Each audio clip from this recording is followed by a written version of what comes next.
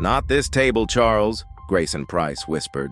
But the billionaire had already stopped in front of the poorest woman in the diner.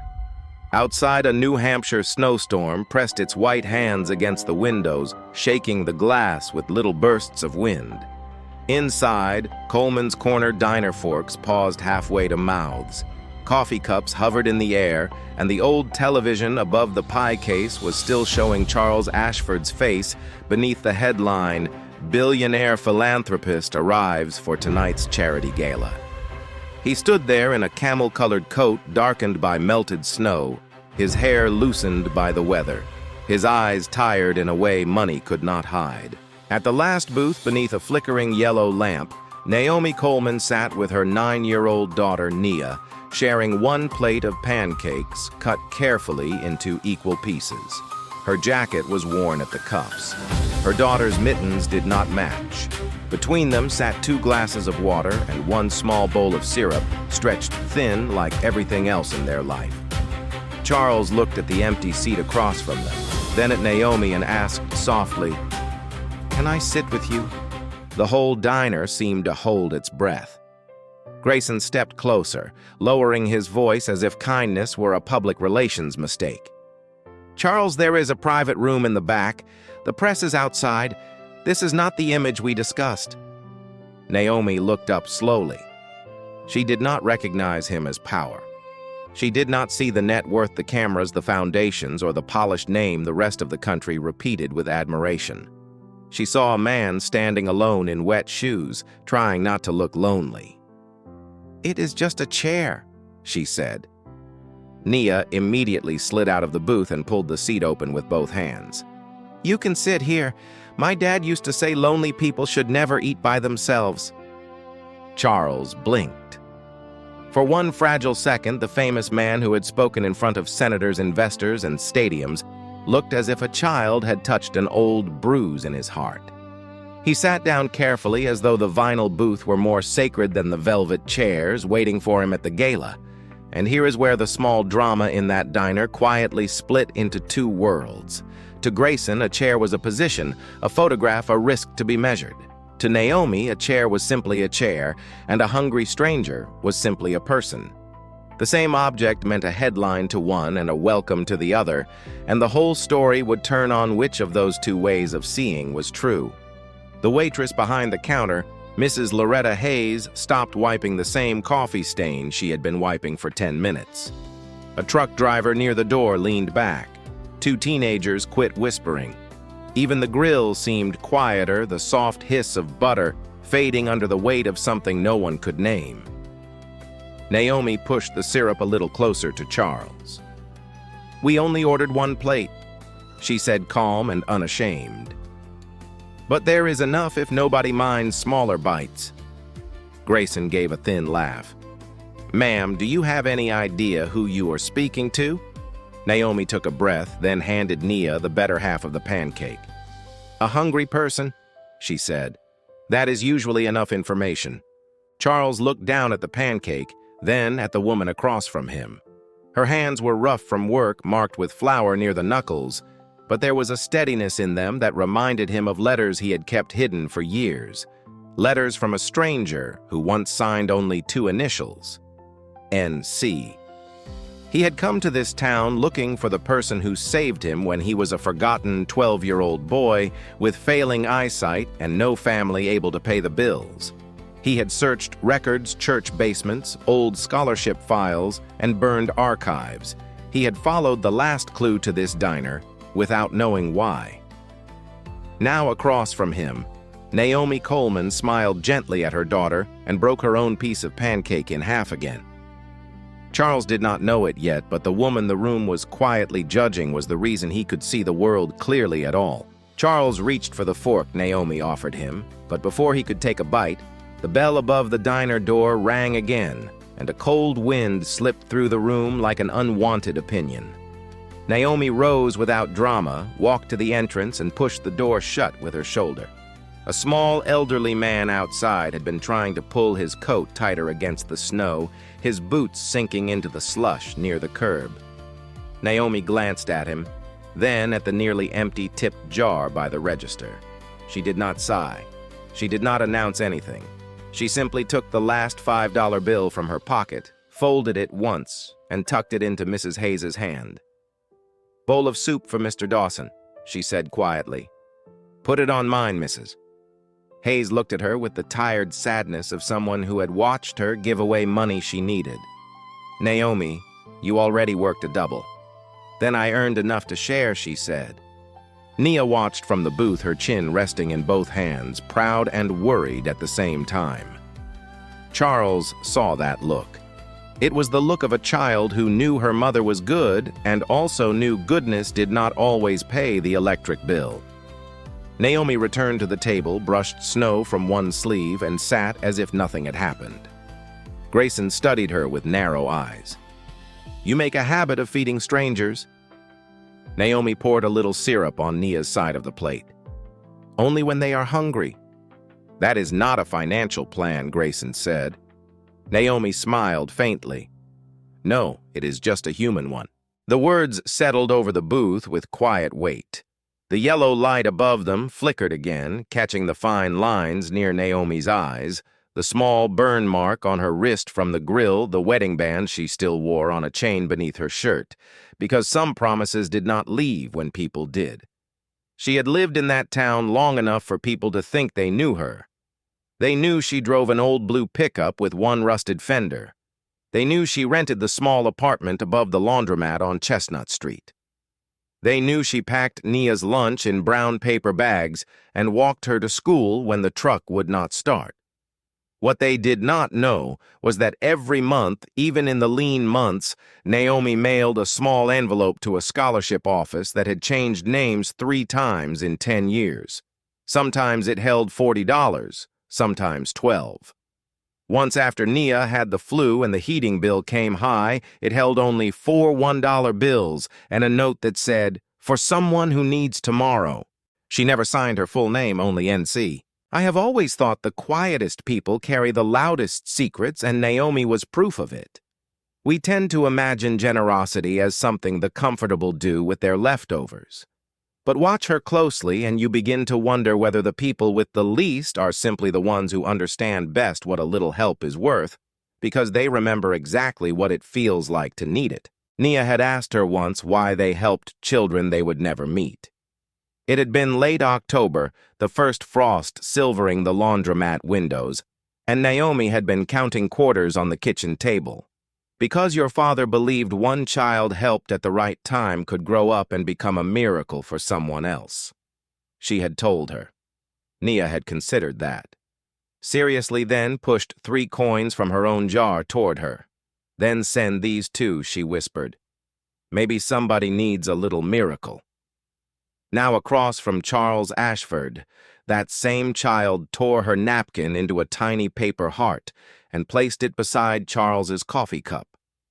Charles stared at it as if it were something expensive, something rare, something no boardroom had ever given him. "Your daughter is very kind," he said. Naomi looked at Nia, and the tiredness in her face softened into grace. "She had a good teacher," she said. "Her father," Charles asked gently. Naomi nodded once. "And life teaches if you let it make you tender instead of hard." Grayson shifted impatiently, checking his phone, already measuring the damage this strange little dinner might do to Charles's image.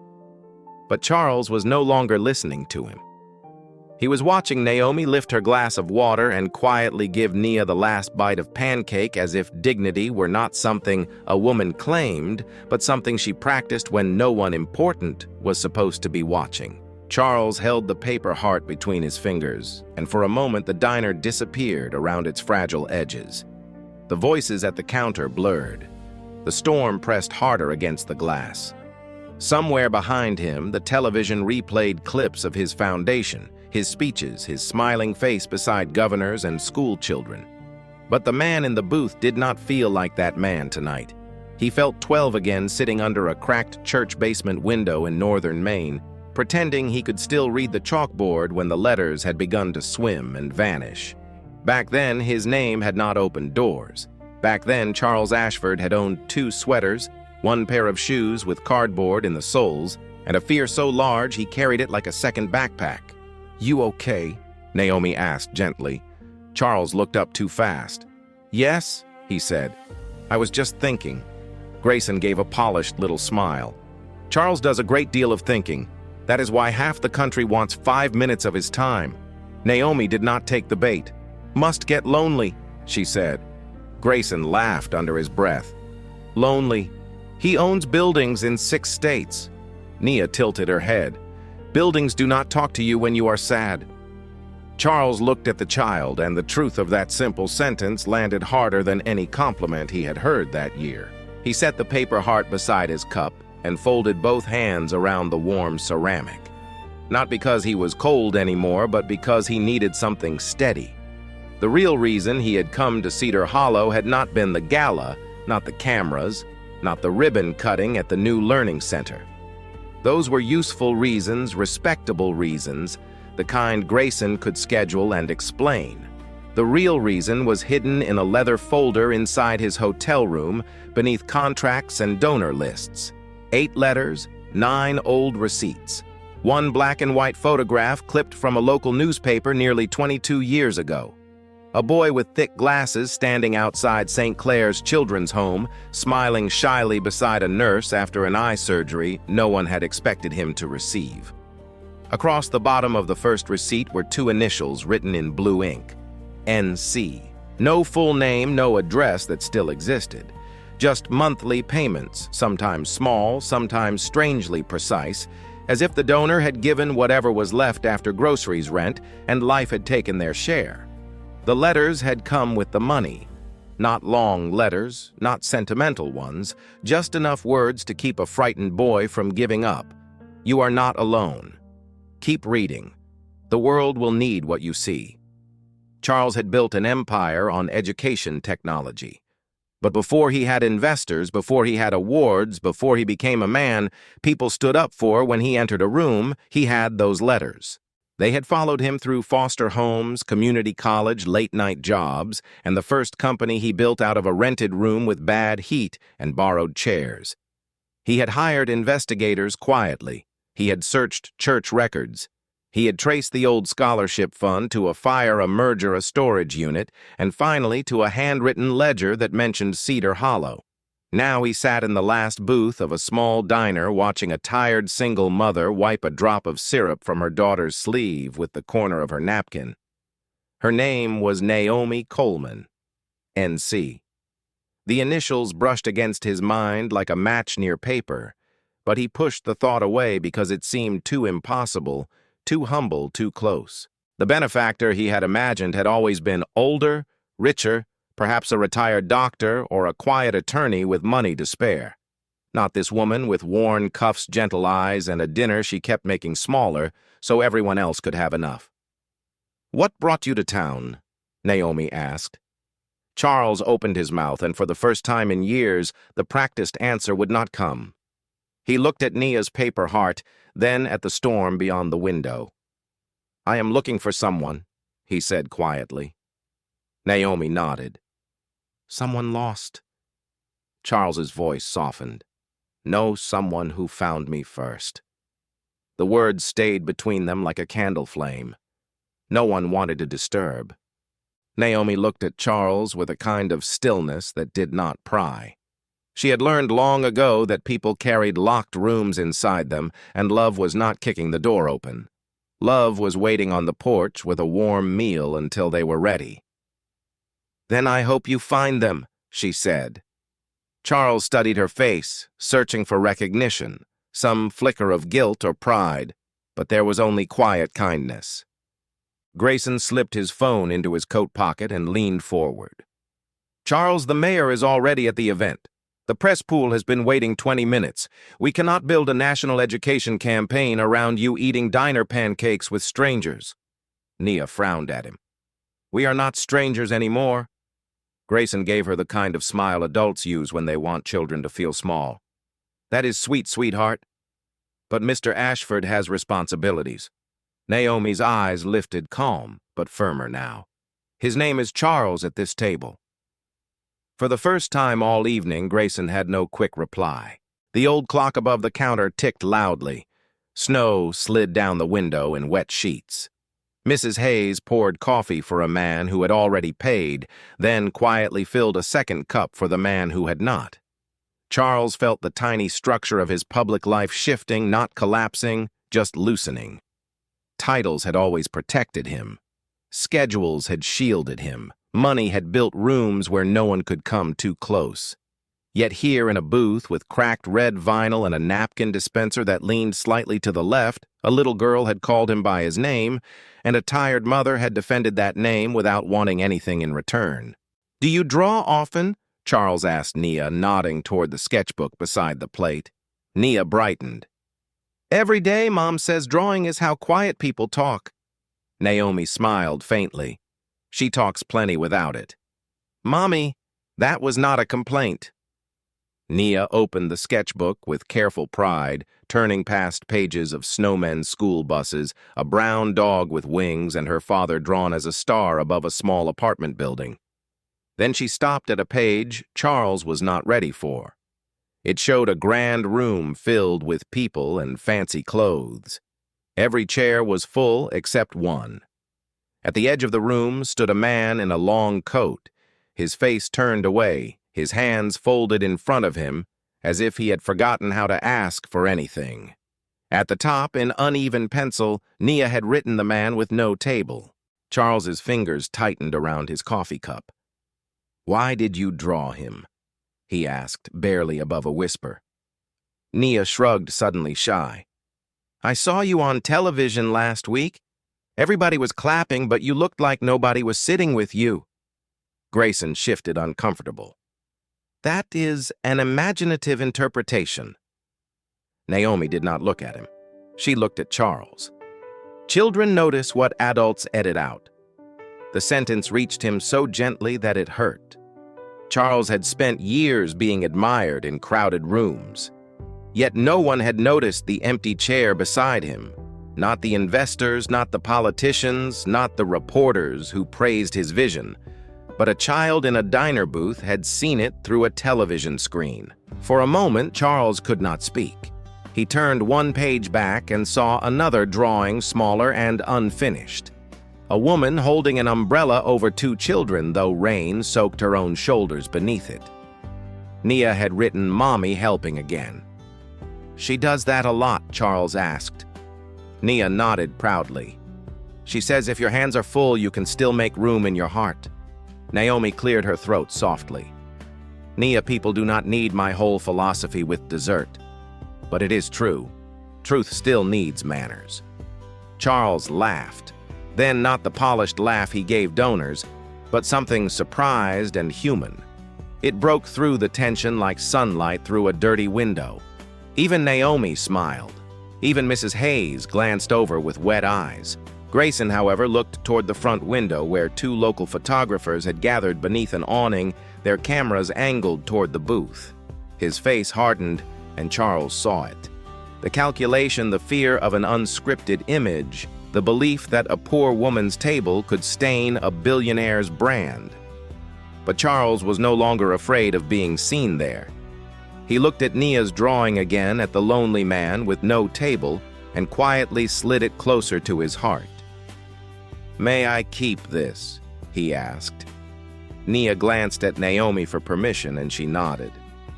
"Only if you promise to sit at a table next time," Nia said. Charles looked across at Naomi, then around the diner where silence had softened into attention. "I think," he said. "I just did." Grayson saw the photographers lift their cameras and something in him snapped in motion. Not loud at first, not obvious, but smooth and practiced. The way a man moves when he believes every human moment must be managed before it becomes a headline. He stepped beside the booth and placed one hand lightly on the back of Charles's seat. "Enough," he said, still smiling for the windows. "This has been a touching little pause, but we are done here." Charles looked up at him. "I decide when I am done." "No," Grayson said, his voice dropping lower. "The foundation decides, the board decides, the donors waiting at the hotel decide. You are the face of a national campaign, not a man collecting sad stories in a snowstorm." The diner changed at that. A spoon clicked against a plate. Someone near the counter muttered under his breath.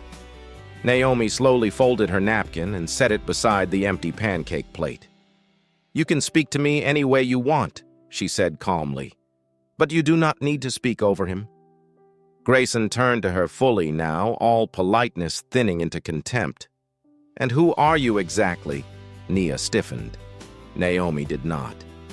"I am her mother," she said, nodding toward Nia. "That is the only title I need tonight." Grayson laughed once. Too sharp, of course. A noble single mother, a worn jacket, a cute child with drawings. Forgive me if I have seen this script before. Charles's eyes narrowed. Grayson, but he was already performing for the room for the cameras outside, for the invisible audience he imagined would understand his caution. Women like this know how to position themselves. They sit close to sympathy. They offer pancakes. They say humble things. Then a week later, there is a fundraiser, a medical bill, a GoFundMe, a quiet request for help. The words landed like sleet cold small, mean enough to sting but polished enough to pretend they were practical. Nia's face flushed red. "My mom does not ask people for money." Grayson looked down at her. "Sweetheart, adults are complicated." Naomi's hand moved gently across the table, covering Nia's little fist before anger could teach her the wrong lesson. "Let it go," she whispered. "But he is lying. I know." "Then say something." Naomi looked at Grayson, then at Charles, then at the people pretending not to listen. The grill hissed behind the counter. Wind rattled the old diner sign outside. The yellow lamp above the booth hummed like it was trying to hold the piece together. "Everyone has a sad story," Naomi said at last. "Not everyone uses it to buy kindness, and not everyone who looks poor is trying to sell pain." A few eyes dropped. Mrs. Hayes stood frozen with a coffee pot in her hand. Charles's breathing had changed. He had heard wealthy men insult competitors, reporters twist motives, board members reduce children to numbers in a quarterly report. But this was different. Grayson was not attacking a strategy. He was attacking dignity, and Naomi somehow refused to hand her dignity over. Grayson leaned closer. "Then prove me wrong. Tell us why you are really sitting here with him." Naomi's answer came without heat. "Because he asked, that was all. No defense, no plea, no wound displayed for applause, just the truth.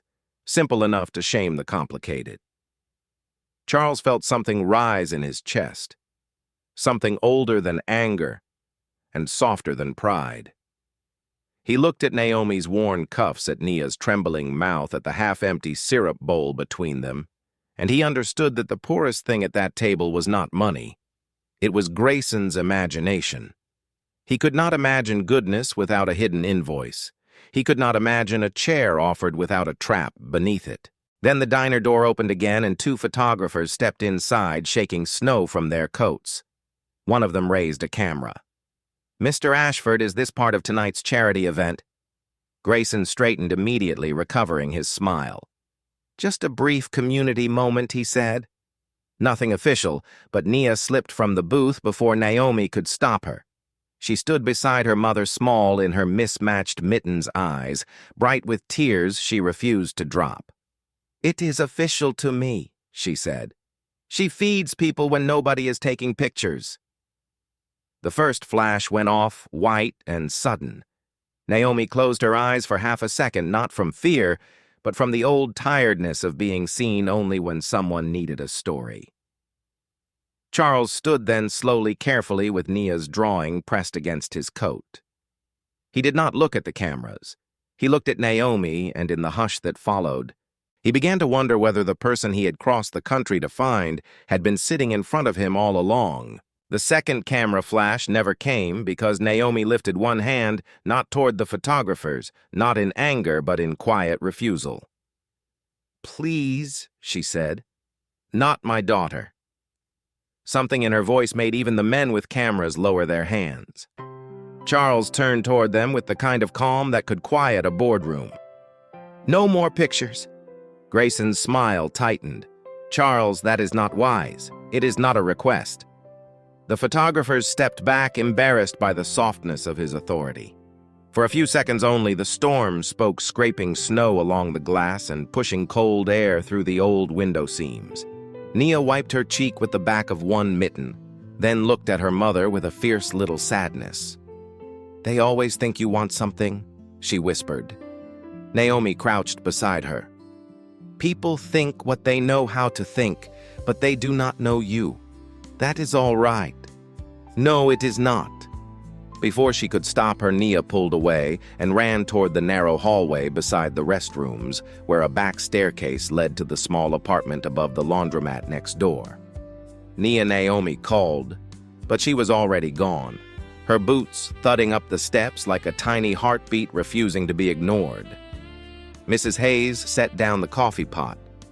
"She is going for the box," she murmured. Naomi looked at her and the color left her face. "Loretta, no." Charles heard the change in her voice. Not fear exactly, something deeper, the ache of a woman whose private kindness was about to be dragged into public light. Grayson noticed it too, and for the first time, his certainty flickered. "What box?" he asked. No one answered. The diner waited. A minute passed, then another. The old clock ticked above the counter. A plow rumbled somewhere down Main Street. Charles stood beside the booth, Nia's drawing pressed against his coat, feeling the strange nearness of the past. Then Nia came back down the hallway, carrying a dented blue tin box with painted daisies on the lid. She held it with both arms as if it were heavy, though it could not have weighed more than 3 pounds. Naomi stepped toward her. "Sweetheart, that is not for this." Nia hugged the box tighter. Dad said, "Truth is for when lies get too loud." Naomi closed her eyes briefly, and when she opened them, Charles saw grief there, and love, and surrender. Nia placed the box on the table. The metal made a small hollow sound against the worn surface. She opened it with trembling fingers. Inside were folded receipts, old envelopes, church bulletins, and copies of letters wrapped in a faded ribbon. At the very top was a photograph clipped from a newspaper, yellowed at the edges. Charles's breath caught. He knew that photograph. A thin 12-year-old boy with thick glasses standing outside St. Clair's Children's Home after surgery, smiling like hope, was something he had just been handed and did not yet trust. Charles reached toward it, then stopped as if touching it might break the years between then and now. Naomi spoke softly. Nia put it away. "No," she said, crying now. "He said you wanted money. He said you were pretending. You do not pretend." Grayson leaned in, his voice losing its polish. "What is all this?" Mrs. Hayes answered from behind the counter, her eyes wet. It is what she never wanted anyone to see. Charles picked up one of the letters. The paper was old.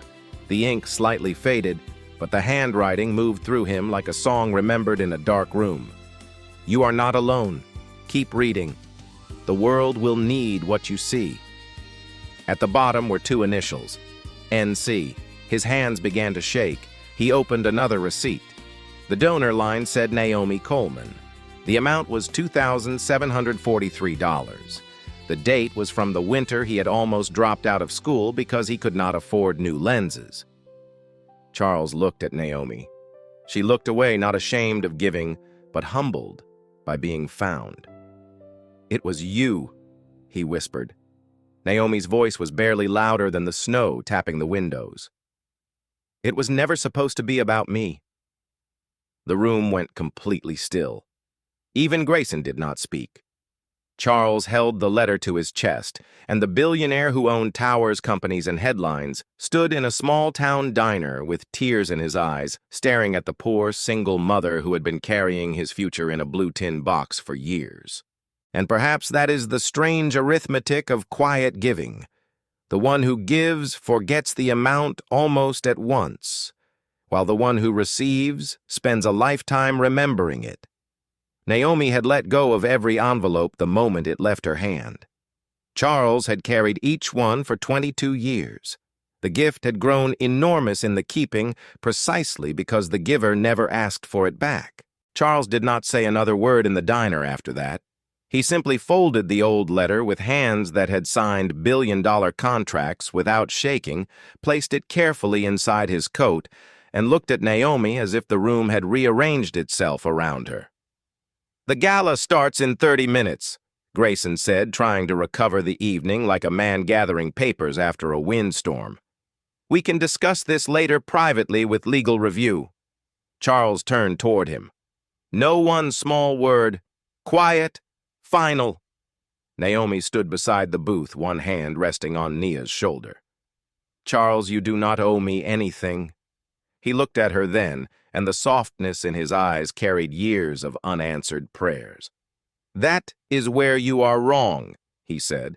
"I owe the truth." 27 minutes later, the ballroom of the Ashford Learning Initiative glowed with chandeliers, white tablecloths, silver forks, and the gentle music of a string quartet near the stage. Outside the hotel windows, snow kept falling over Cedar Hollow, but inside everything was warm, polished, and expensive. Donors in dark suits spoke softly beside local officials. Reporters adjusted microphones. A banner behind the podium read, "Every child deserves a future." Grayson moved quickly through the room, whispering to staff changing cards, removing one chair from the front row and adding another near the back. He had built the evening around a clean story. Charles Ashford, visionary billionaire, returns to rural America to expand access to education. It was inspiring. It was useful. It was safe. Then Charles walked in with Naomi Coleman and Nia at his side, and the room lost its script. People turned. Conversations thinned. Grayson hurried over his smile tight enough to crack. Charles I placed Ms. Coleman at a side table. The optics of walking in together are complicated.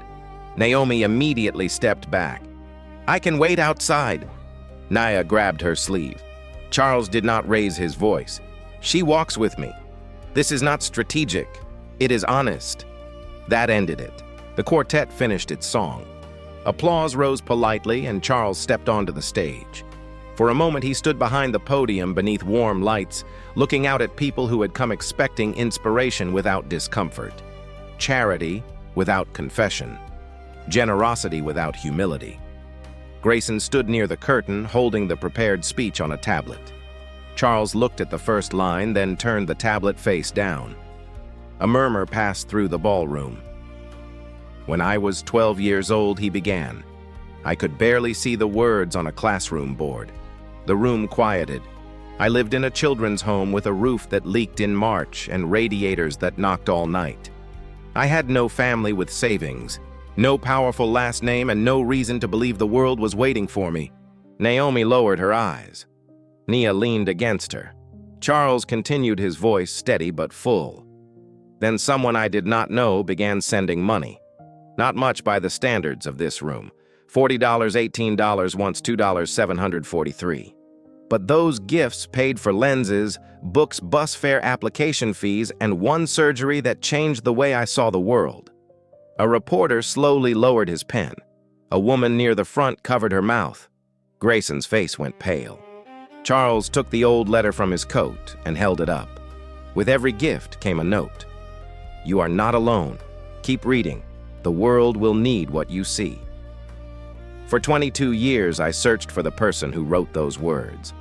He looked toward the back of the room where Naomi stood in her worn jacket, trying to disappear beside a velvet curtain. Tonight I found her. The room followed his gaze. Hundreds of eyes turned toward the single mother who had been mocked in a diner less than an hour earlier. Naomi did not move. She did not smile. She did not claim the moment. She only placed one hand over Nia's, as if reminding herself that fame was just another kind of weather. And a good woman did not have to step into every storm. Charles's voice softened. "Her name is Naomi Coleman. She is not a brand story. She is not a symbol for our campaign. She is the reason I am standing here." And for the first time that night, the ballroom was not impressed. It was silent. The silence in the ballroom lasted longer than applause would have. It moved from table to table across crystal glasses and folded programs. across men who had donated millions and never missed a chance to have their names engraved on walls, across women who suddenly looked at Naomi Coleman as if they had nearly stepped past a cathedral without noticing it.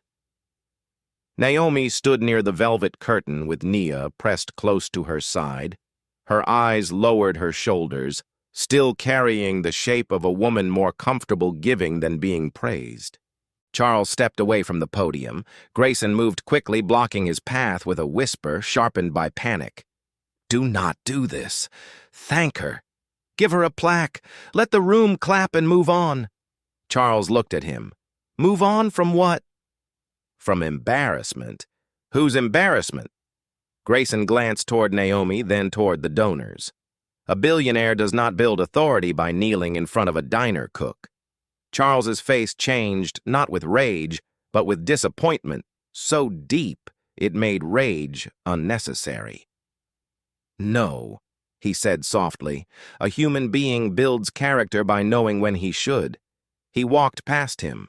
The microphone picked up the faint sound of his shoes against the polished floor as he left the stage, crossed the center aisle, and moved toward the back of the ballroom. Every head turned with him. No one coughed. No one whispered. Even the quartet sat motionless, bows resting in their laps. Naomi saw him coming and shook her head slightly, almost pleading. "Charles," she said when he reached her, "please do not make me into something I am not."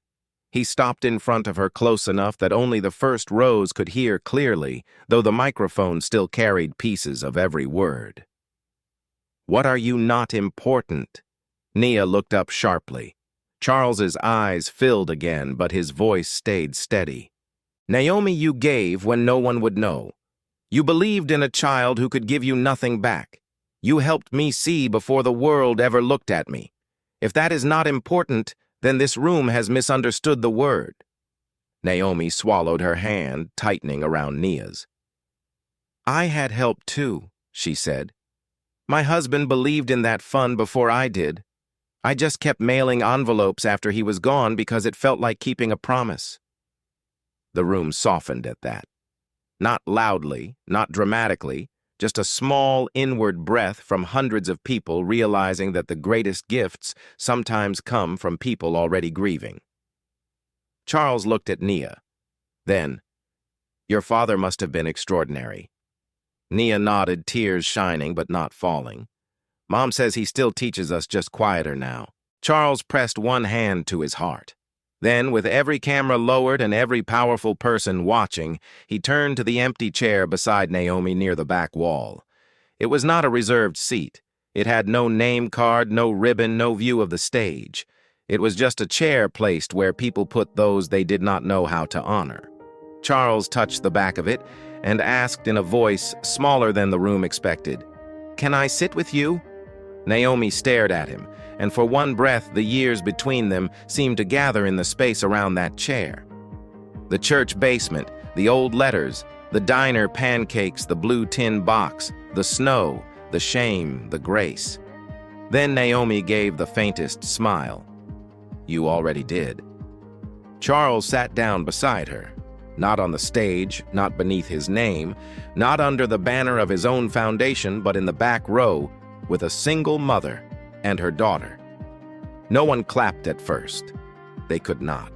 Some moments asked for hands. This one asked for humility. Grayson stood near the stage with the tablet still glowing in his palm, the prepared speech useless now. His face had lost its polish. Across the ballroom, donors lowered their eyes and a few quietly removed the gold pledge cards from their jackets.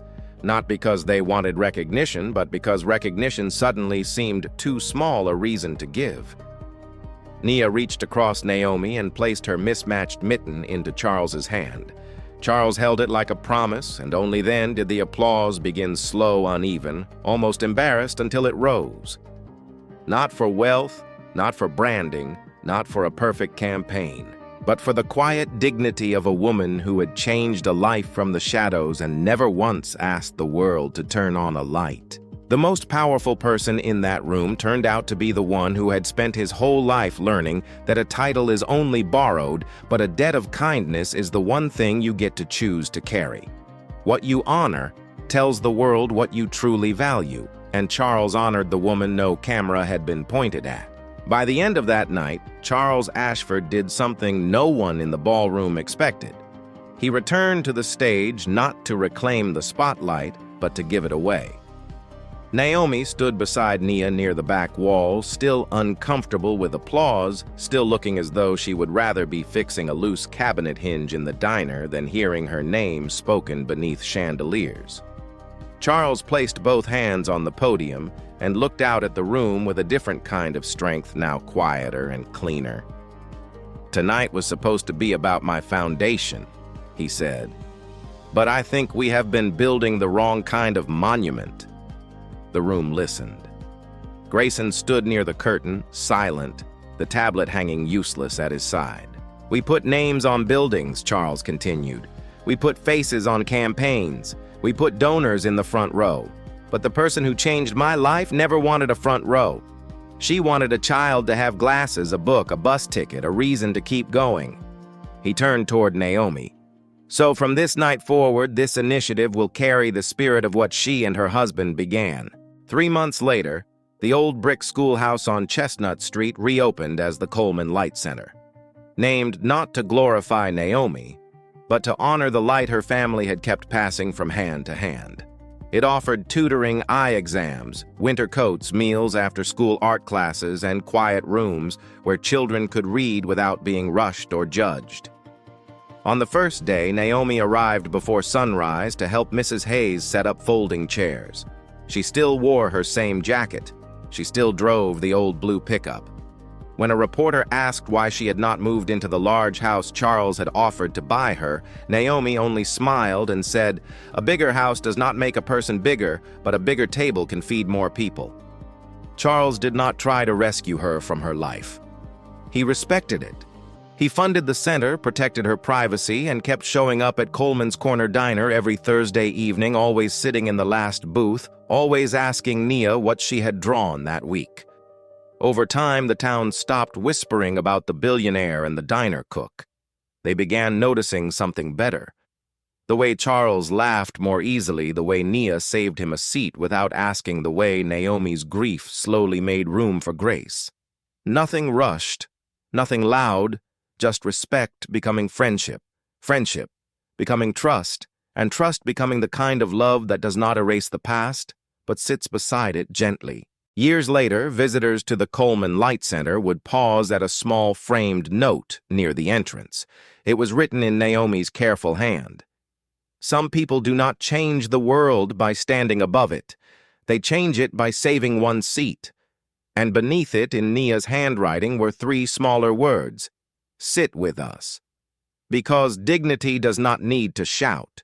Grace does not need applause. And kindness, when given quietly, never truly disappears. It travels through the dark, through years, through strangers, through children, through storms, until one day it returns as a miracle and pulls out a chair. You never really know which small thing you did for someone will outlast you. A few folded dollars in an envelope, a seat pulled out for a stranger, a name spoken gently at a crowded table.